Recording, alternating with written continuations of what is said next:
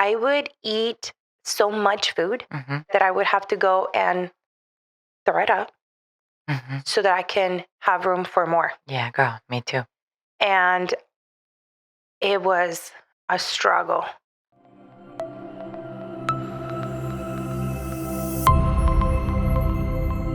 Hello, everyone. Welcome back to Mindset and Wealth. Today, I am so excited because I have such an important person that we get to interview today and share with you guys what our journey has been like working together. I met Jillian a few years ago, almost a couple years ago. And I knew from the moment that I met you, Jillian, there was going to be a very impactful presence of you in my life. I don't know. I just felt it, like the intuition of it. I know that when I saw your interview, I'm like, I'm going to work with her and she's going to help me. It's like that assertiveness that was just going to happen. So I do have Jillian Brooke here. I would love for you guys to get to know her a little bit better. So I decided to bring her on the podcast because that way you guys could see all the things that she does. Welcome. Thank you, my love. It's been such an honor to witness your expansion and your growth and now to meet your community of women. It's really, truly an honor. Thank you. So you guys are in for a treat. I know that you guys get to see me episode after episode talk about, real estate, my marriage, my family. But we're about to get very, very deep because my calling, honestly, has always been the side of empowering other women. I've always known for that to be true, and I've tried in different ways. I have been able to help women in different ways, but now I've found like something that really flows. So just to give you guys a little bit of insight, like I mentioned, I did see one of Jillian's interviews, and everything that you were saying, like, really, really hit me hard because it's what I was living. And I had been doing personal development at that period of time that I saw you, about 3 years. And I'm like, oh my gosh, I must be very screwed up because like it was not happening. I was showing up and I was doing all the things, but it just wasn't working. And the moment we started working together from the first ketamine ceremony that we had, it was so beautiful. It was so beautiful. And just so that the audience gets a little bit of more insight of what happened is I was able to meet my little girl. And I think at that moment is when I really was able to feel. I had not felt for years. Even though I was saying the things and I was doing the things, truly my heart was so closed up that I just wasn't feeling. And in that moment, when I saw her eye to eye and I saw her, the way she looked at me, my life completely changed. And I had a very intimate moment with her, and I have not let her go ever since. So beautiful. Yeah. It's so beautiful, my love. It's honestly, my work has shifted throughout the years, starting as a functional dietitian, having my own private practice in nutrition, but really always focusing on the deeper root cause of why someone may struggle with their relationship with food or their weight or their health. It's always a disconnection from self, from the truth of who they really are, not the version they think they are because of trauma. And so, I've always had a love affair with the depths and witnessing someone come back into wholeness. Yeah. And so, shifting out of nutrition and now really just focusing on this deep, deep soul work with women, it just lights my soul on fire to witness this in you and in many other clients. It's because it's like once you have yourself, you have everything. 100%. You have everything. And I remember seeking your work because, and I'm going to get very vulnerable. I typically don't share this stuff. I only like to share the good, right? The reason I seeked out your work was because I have struggled with an eating disorder for many years. I think it started when I was probably like 8, but it really, really, really, really took a toll like when I was 11. And again, I want to be as intimate and as vulnerable as possible because I think a lot of women can relate. I started noticing that food was soothing my nervous system. Food was giving me the nurture that I was at that moment not receiving for whatever reason. And I started eating compulsively. Like there was a hunger for food that even though I was eating it and it was giving me temporary satisfaction, it like never went away. So then I remember at 11, I could care less whether I was thin or fat. I was a fat kid, but I didn't care about fat. I would eat so much food that I would have to go and throw it up so that I can have room for more. Yeah, girl, me too. And it was a struggle. And as a kid, it was probably a little easier. But as I started developing into a teenager and I started looking a certain way, I then realized, oh, being thin is the way to go. That's how you receive love, because now you receive acceptance for your beauty, right? And oh my God, it was horrible, horrible years. I don't even think my digestive system was even working because I just wouldn't give it the opportunity to digest. And I still felt I had like body dysmorphia, even though I was skinny. Like I look at pictures when I got married and I'm like, holy shit, I was skinny, but I felt so fat because all I saw was that little fat kid. Yeah. So Yeah, my love. I thought you were going to help me heal that relationship with food. But really what you did is help me heal my inner child. Yeah. And from there, the food, and I'm not going to lie to you, Jillian, it's still a struggle because it's a comfort, right? When my nervous system is out of balance, but I don't go back to where I was before. Yeah. It's still present in your life just because it's still a teacher. Yeah. It's still offering you opportunities to transcend the wound and the pattern and to really meet yourself at a deeper level. And it's still present in my life. Your journey is so similar to mine in the sense that I had a dysfunctional relationship with food since I was 3 years old. Wow. It's when sexual abuse started. And it was like this source of distraction, this source of comfort, this source of numbness. And I loved it. Yes. And I just like, nothing else mattered. Nothing else. I wanted nothing else but that. Yeah. And it, of course, spiraled into a very severe eating disorder. And I was in and out of eating disorder treatment centers when I was in my 20s and really struggling and very isolated and in just a lot of pain. And it's been an incredible teacher that has consistently invited me to find that sense of comfort and nurturance within myself. Yeah. It's called forth this inner mother to love that little girl, my little girl, like she didn't receive when she was young. And, you know, having transformed so much of this pattern, when I'm in like heightened states of stress, it's right there.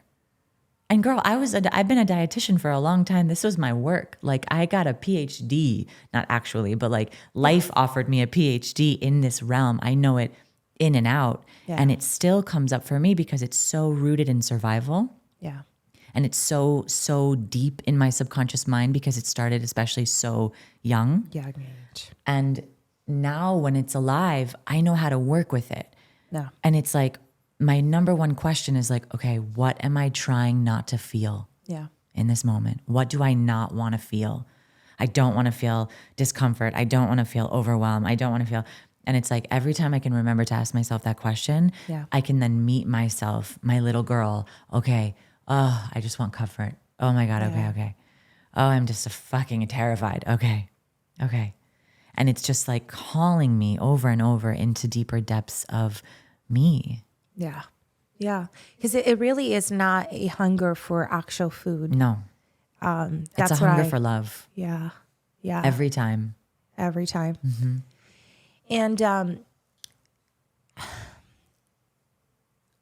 one of the reasons also that I wanted to do this work is because I didn't want my daughter to seek that kind of not validation, that kind of comfort in food. I wanted to have a healthy relationship. And I think yesterday when we opened up Circle, we had a beautiful cacao ceremony with some beautiful women. A lot of them, it was very present that the one thing that really motivated them to take the step into their healing realm or to make a change is because we want this to end with us. Yeah. We don't want our daughters to have the same struggles, and our sons, right? But there's a special connection with their girls. Yeah. And it was very present yesterday. I noticed that a lot of women are fighting hard for their healing because we want it to end with our generation. Yeah. It's so powerful. It's so stunning. And as we said yesterday, like that sentiment of wanting, the wounding and the patterns to end with us so that we don't pass it down to our daughters. It's so stunningly beautiful and so clean energetically. And as I mentioned to the women, if your healing is for anyone else, no one actually benefits. Correct. But when the healing is so, so deeply for you, for the life you desire, for the relationship with yourself that you really want, for all of the kind of experiences that you really, truly desire, that's when it's most important. That's when it's most powerful, and everyone benefits from that space. 100%. Because a daughter witnessing her mom in her own power, in her own worthiness, with self-respect, that's the best role model that daughter can receive. Yes.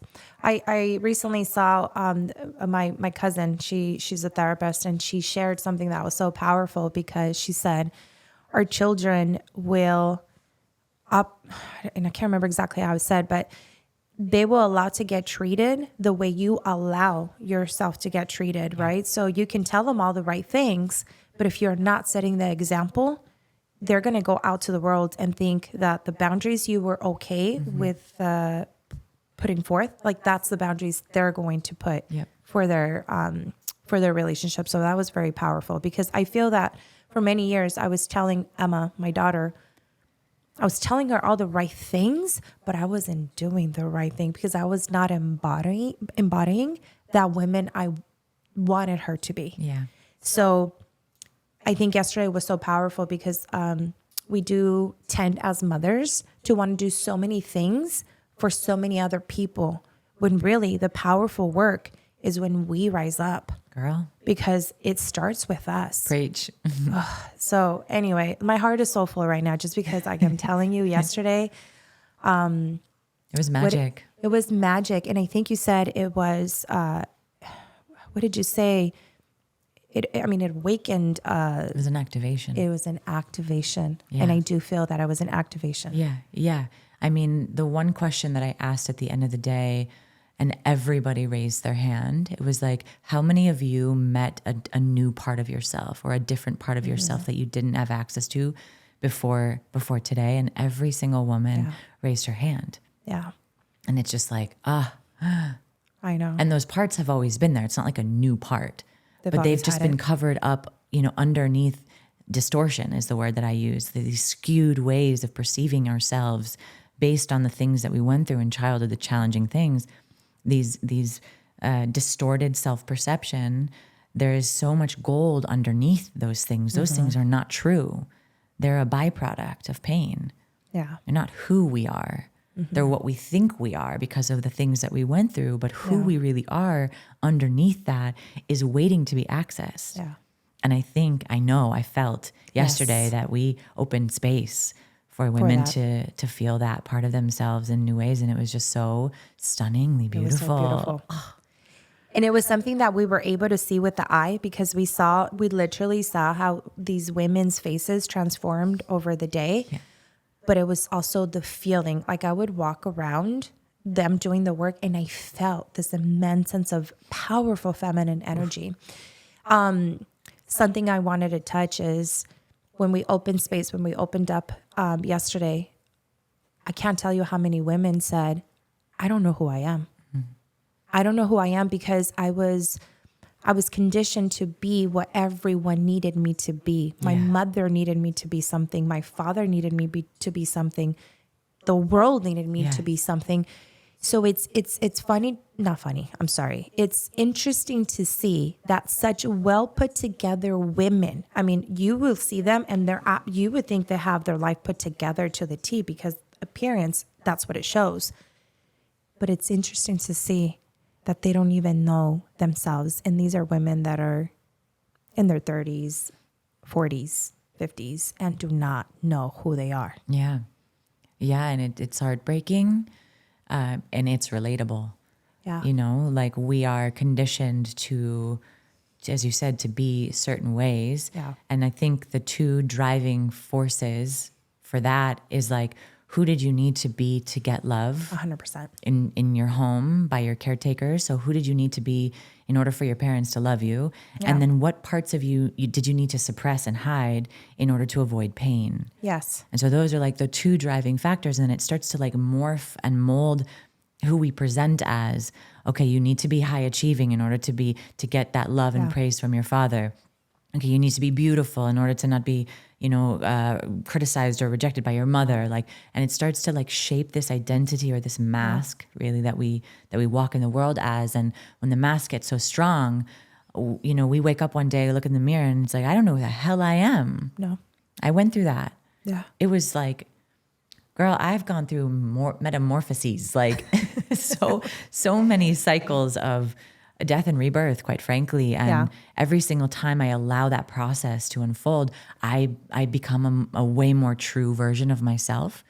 But if you looked at me 5 years ago, you would not recognize the woman I was. And I think you posted a picture. And I guess I've always met you like like this version, and even in this version, and continues to transform. But that's crazy that it's the same person. But when you started doing the work, and I think that's what you said on your post, it's almost like your face. It changed. My teeth changed. I didn't get braces. My teeth came more into alignment. It got straighter. My whole face, I looked heavy and like dense, and my eyes were not sparkly and bright and like full of light. I was just like dense. And so my body changed, like my weight dropped, just like so much of the emotional energy and density that I was carrying has been offloaded. And it totally like reshaped my appearance. Yeah. I mean, energy doesn't lie.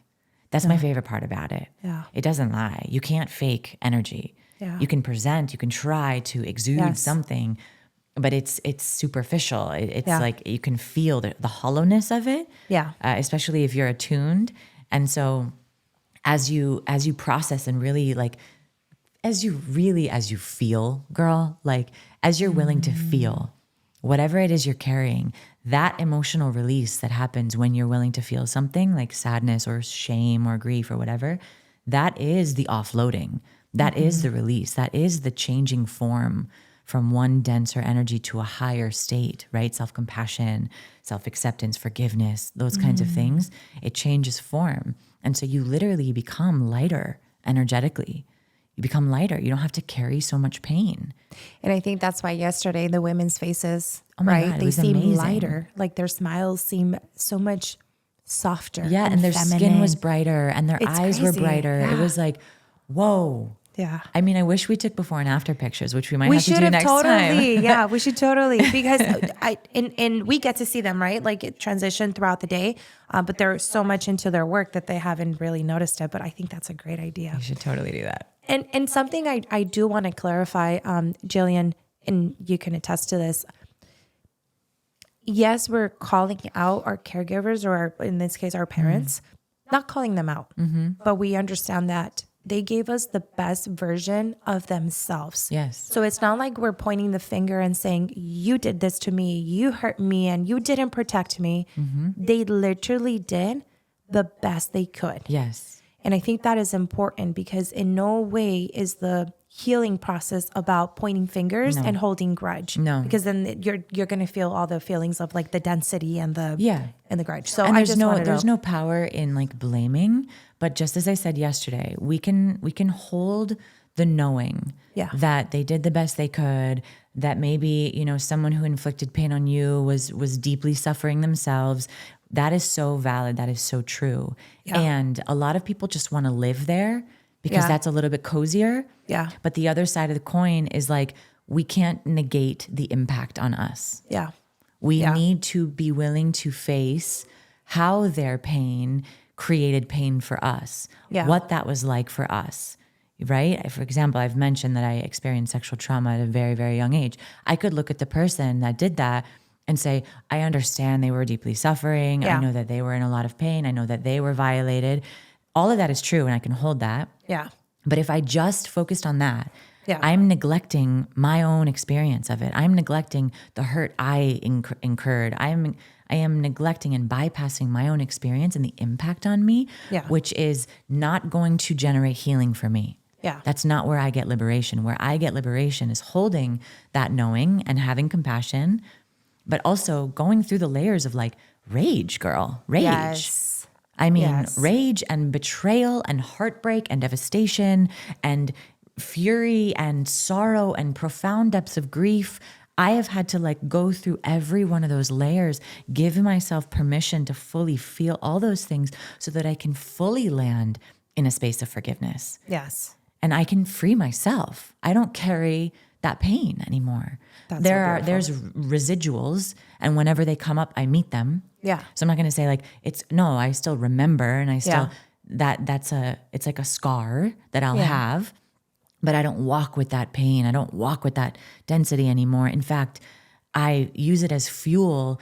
Now I mean, obsessed kind of has a negative connotation, but I'm pretty much obsessed with helping women reclaim their power from super disempowering traumatic experiences. Like it fueled my mission on earth. I made something of it because I was willing to process it so deeply that now it's my purpose. It turned out to be a gift. Yeah, massive. Because now you get to serve the community that has experienced the same thing. Yeah. And I think it's so powerful that you say it's okay to feel rage. Oh, girl. Because a lot of times as kids, the person that hurts you is someone that you absolutely love. Yep. So then you're conflicted because you don't want to feel the rage. You want to be the good girl and the good person and say, I forgive you. I know that you were probably in the best space, but pardon my French, fuck that. Yeah. It's okay to call them out and feel the rage. Yes. So that is where the true healing. There's two forms of rage. There's responsible anger, responsible rage, and then there's irresponsible rage. So I'm not suggesting that you're like, yeah, I'm going to go be rageful. I'm going to dump it all over, my partner. I'm going to dump it all over, my uncle or my father or whatever. No, I'm saying take that rage and process it with yourself. Mm-hmm. Create that sacred space for you to like have the permission to fully feel it so that you don't have to, because that if you approach, someone that, for example, transgressed you and you bring anger to them, you're just perpetuating the cycle. Because then maybe there's shame, and then shame creates more pain, and and we're just spinning there. Yeah. But if you can transmute it, if you can feel it so fully and get to the other side of it, then a lot more is available. Compassion is available. Repair is available. Grace and forgiveness is actually available, not from a bypassing standpoint, but from like a real, true, energetic. Yeah. Because rage is valid. Rage and anger are so incredibly valid. I'm passionate about this topic because rage shows us where we've been transgressed. Mm-hmm. Anger shows us that our boundaries have been violated, that we've been dishonored and we've been disrespected. And a woman or a man who's not in their worth won't allow themselves to actually acknowledge that. Mm. They won't actually be like, no, that was not okay. Mm-hmm. They'll just kind of tolerate it. Mm-hmm. And so giving yourself permission to be angry is actually really, really healthy and really necessary for coming back into your worthiness. 100%. Because it shows you that a part of you is like, wait, I'm not okay with this. I standing up for actually yourself. deserve better. Mm-hmm. And that's so important for healing. Yeah.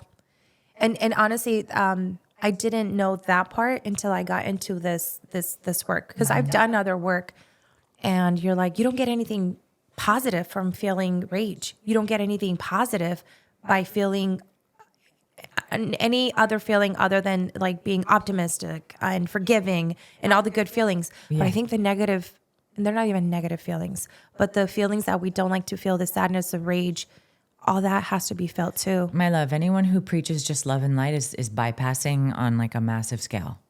And it's fake. It's fake.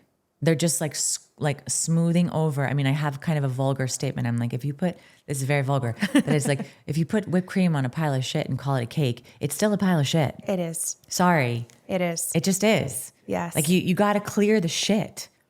You know, and my greatest philosophy, I think it's becoming that, is like through distortion, we access truth.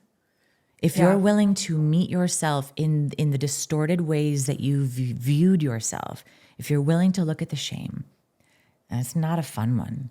If you're willing to confront the grief and the heartbreak and the violation, and you're willing to feel those things little by little in the beginning or with a trusted support, Yeah. right? If you're willing to go there, you will come out the other side and enter into a very loving space with yourself. You will access more of the truth of who you are. I thought I was worthless. That was my imprint. How could somebody who supposedly, you know, is there to care about me, how could they treat me like I'm an object and use me for their own pleasure? I was 3. Yeah. Fuck. Like Yeah.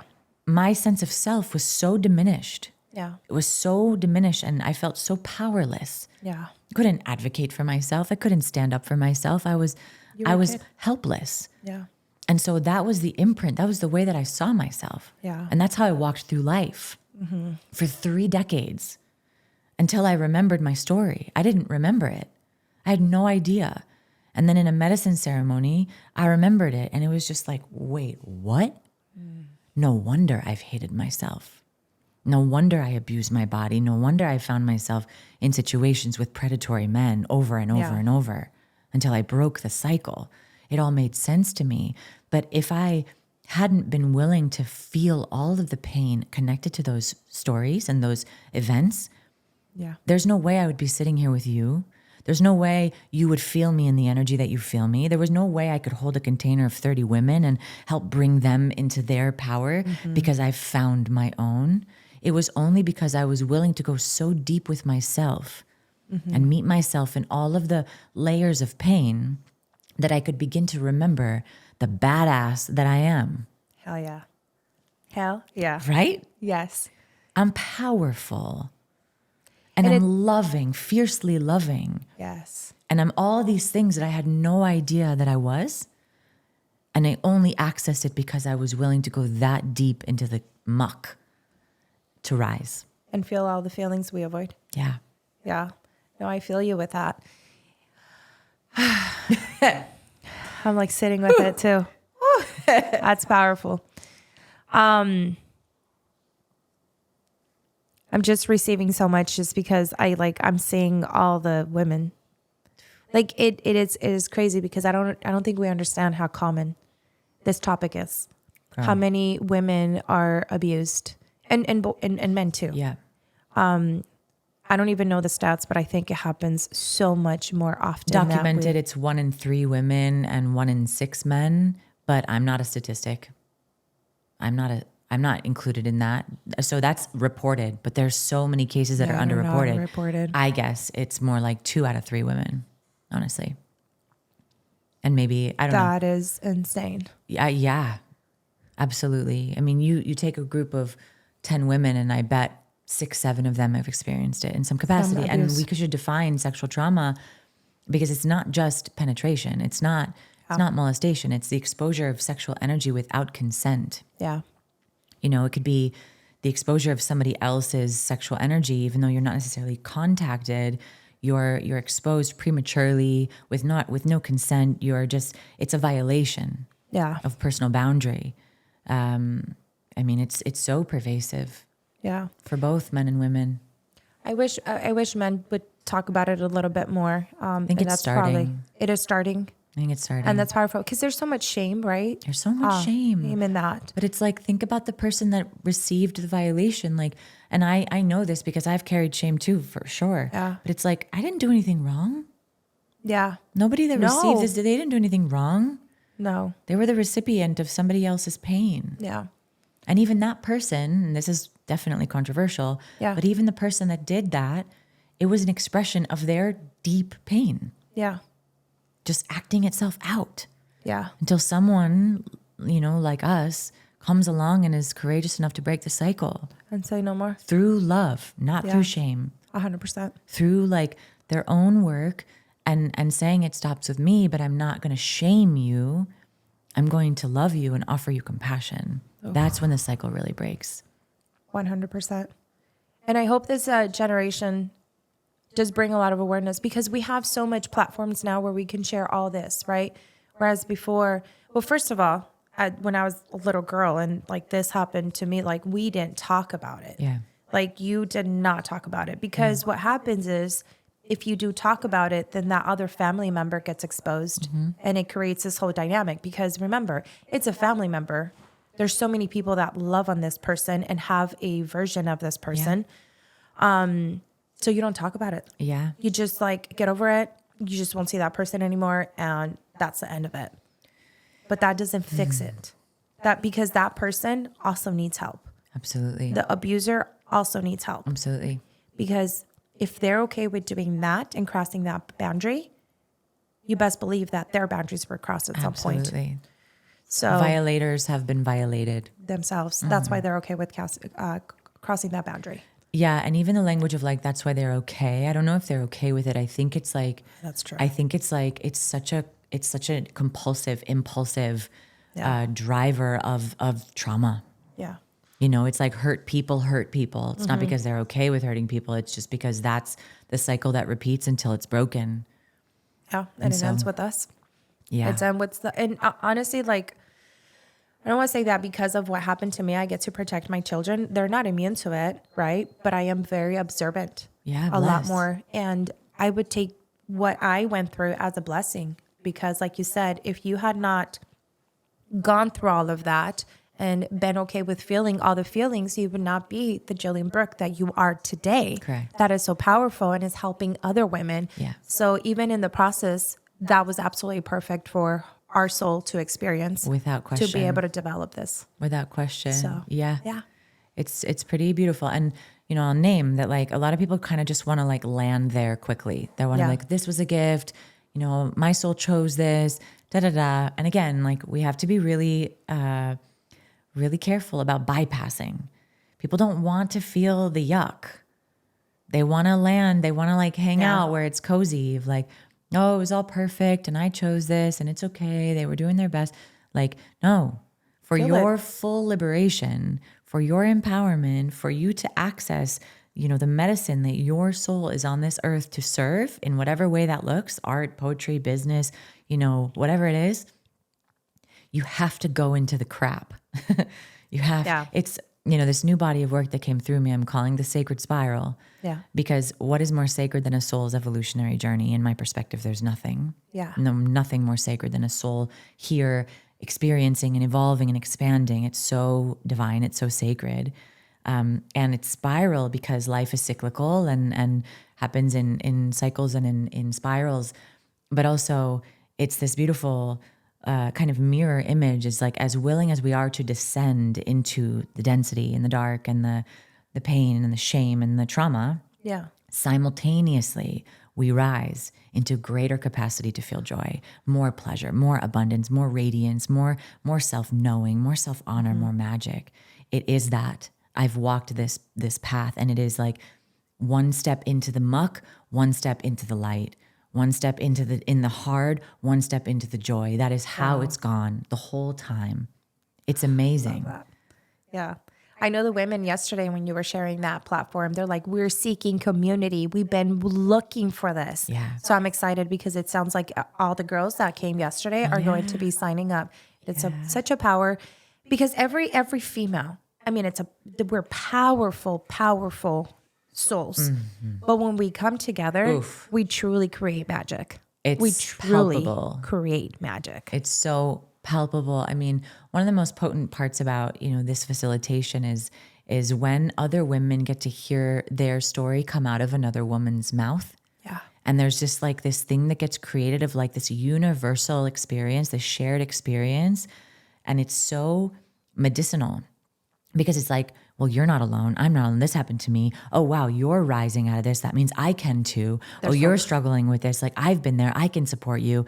It's just this like shared, just magical thing that happens. We're designed this. When women, it's ancient. We're tribal. Yeah. I mean, we are meant to gather and share stories and share codes and share resources and share love and nurturance and all these things. And it's like we've strayed away from that in what you mentioned before we started rolling of this like boss girl era. Oh, How many yes. women are burnt out from my being a gosh. boss girl? It's not our design. It's not to say you can't be successful or driven or Yeah. ambitious. Like bless that. Yeah. But honor the cycles that you are just because you're a woman, Yeah.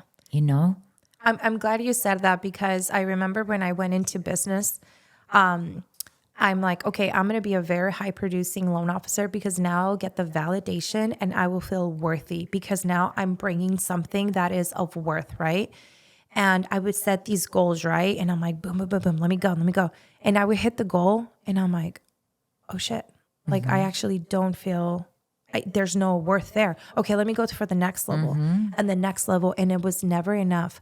And they got to a point where I'm like, I am completely burned out. Like there's no goal that I can absolutely reach that is going to make me feel worthy. And see, my storyline was, let me create the wealth and the reputation so that I can enjoy life because now I'm worthy. Yeah. And the minute I'm like, I am fucking worthy and I enjoy life and I live life to the fullest, the business and the abundance, Jillian, it just came on its own.